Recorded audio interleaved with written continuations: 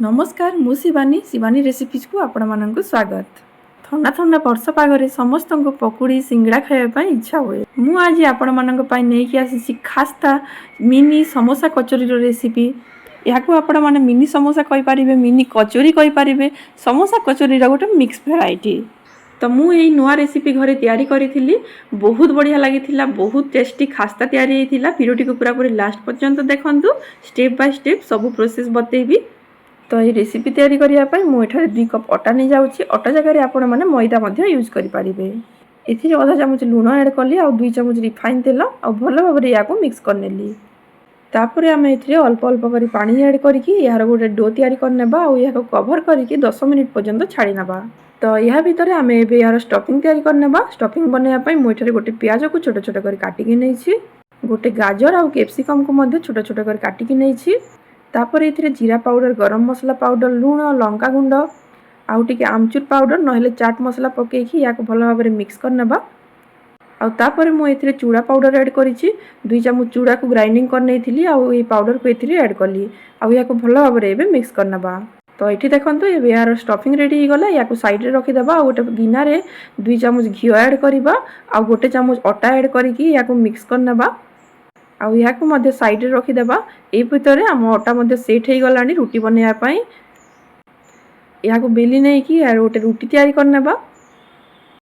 Round shape रे मु या बेली नहीं आउ यार एजेस गुड़ी काटी नहीं कि रुटी को गोटे स्क्वायर शेप रे काटी नेबा आउ या 3 भाग रे डिवाइड करनेबा।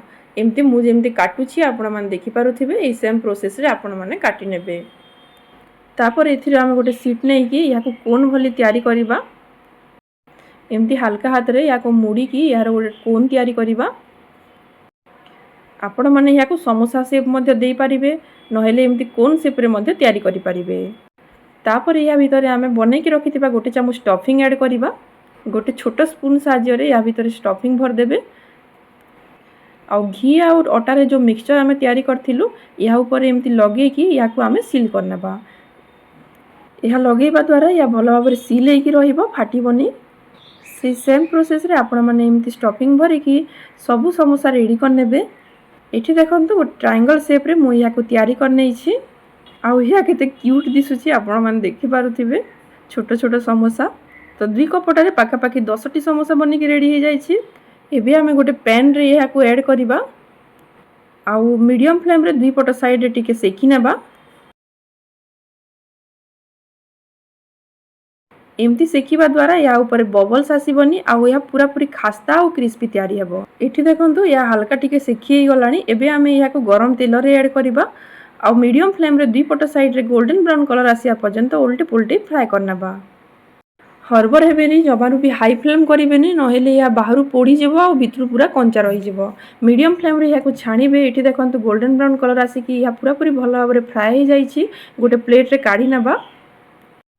चा सहित वर्षा पागरे यह खाइले बहुत बढ़िया लगिबो। पूरा पूरी खास्ता तैयारी होइछि। बाहरु क्रंची, भितरु नरम आ वेजिटेबल स्टफिंग पूरा बहुत बढ़िया कॉम्बिनेशन थिला।